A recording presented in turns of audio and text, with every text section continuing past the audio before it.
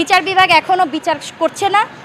এই যে পলক, দীপুমণি, আইনমন্ত্রী সালমান এফ রহমান যাদেরকে গ্রেপ্তার দেখানো হয়েছে, আমরা কিন্তু শুধু শুনলাম যে রিমান্ডে নেওয়া হয়েছে।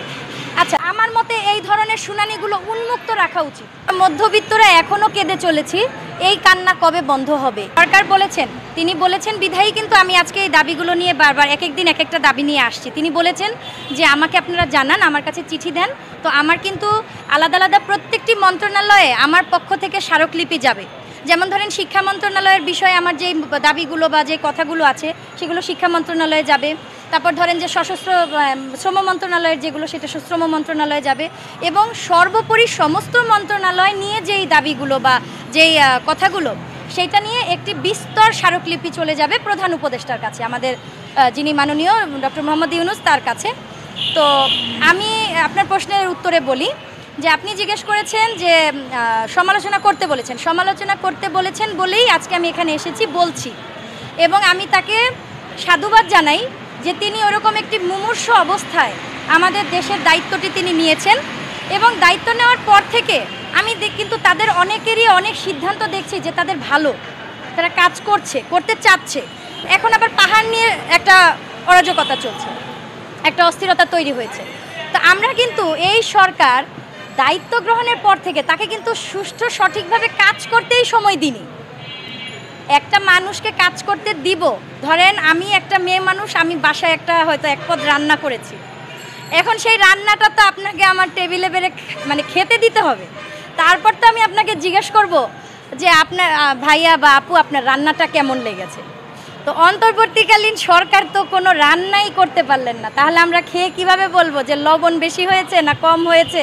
আগের মতো স্বেচ্ছাচারিতা করে বা আগের মতো ঘুষ নিয়ে বা এই করে মানে অরাজকতাটা করতে পারবে না। সেজন্য শিক্ষকদেরকে কিন্তু ধরে ধরে পদত্যাগ করানো হয়েছে এবং খুব বাজে আচরণও করা হয়েছে, যেটা আমি ছাত্র সমাজের কাছে বলবো যে এটা তোমাদের উচিত হয়নি।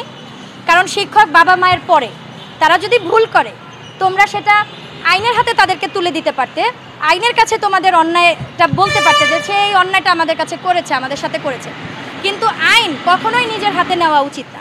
তো এই পর্যন্ত আমার দুটি কাজ খুব ভালো লেগেছে সরকারের, এই অন্তর্বর্তীকালীন সরকারের। একটি হচ্ছে আমাদের পরিবেশ উপদেষ্টা বলেছেন যে 1 অক্টোবর থেকে হচ্ছে পলিথিন উঠে যাবে এবং হচ্ছে যে পরিবেশ বান্ধব এবং পাটের ব্যাগ আমাদেরকে ব্যবহার করার জন্য। এটি আমি চমৎকারভাবে আমি সাধুবাদ জানাই। সেনাবাহিনীকে যে 2 মাসের জন্য যে দায়িত্বটা দেওয়া হয় ততদিন পর্যন্ত তারা দায়িত্বে থাকুক, এইটা আমি অনুরোধ করব। তো এই দুইটা বিষয় আমি সাধুবাদ জানাই। আর আমি বলবো যে ধীরগতি হচ্ছে, আর যেটা সবচেয়ে বেশি চোখে পড়ছে সারা দেশের মানুষের সেটা হচ্ছে বিচার বিভাগের। বিচার বিভাগ কোনো পদক্ষেপ দেখাতে পারেনি, বিচার বিভাগ এখনও বিচার করছে না। এই যে পলক, দীপুমণি, আইনমন্ত্রী সালমান এফ রহমান যাদেরকে গ্রেপ্তার দেখানো হয়েছে, আমরা কিন্তু শুধু শুনলাম যে রিমান্ডে নেওয়া হয়েছে। আচ্ছা, নামে মামলা দেখা হয়েছে, আমরা কোনো শুনানি কি হয়েছে, শুনানিতে কি বলা হয়েছে, বা আমার মতে এই ধরনের শুনানিগুলো উন্মুক্ত রাখা উচিত, যাতে আমরা সাধারণ জনগণ সেখানে যেয়ে শুনতে পারি আসলেই কি সঠিক শুনানি, সঠিক বিচার হচ্ছে কিনা। এবং বিচারটা উন্মুক্ত স্থানে করা উচিত, কোনো বদ্ধ আদালতে না। আদালতের কোনো একটা নির্দিষ্ট জায়গা হোক। এই সরকারের সাথে জড়িত যারা ছিল, এই জুলাই থেকে আগস্টের মধ্যে হত্যাকাণ্ডের সাথে যারা জড়িত ছিল, তাদের প্রত্যেকের বিচার ওই উন্মুক্ত মঞ্চে হবে, উন্মুক্ত আদালতে হবে।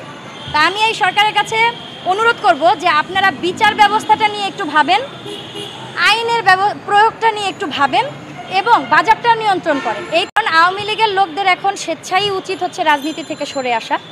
এদেরকে মানে পুনরায় গঠন করতে দেওয়ার তো কোনো প্রশ্নই আসে না।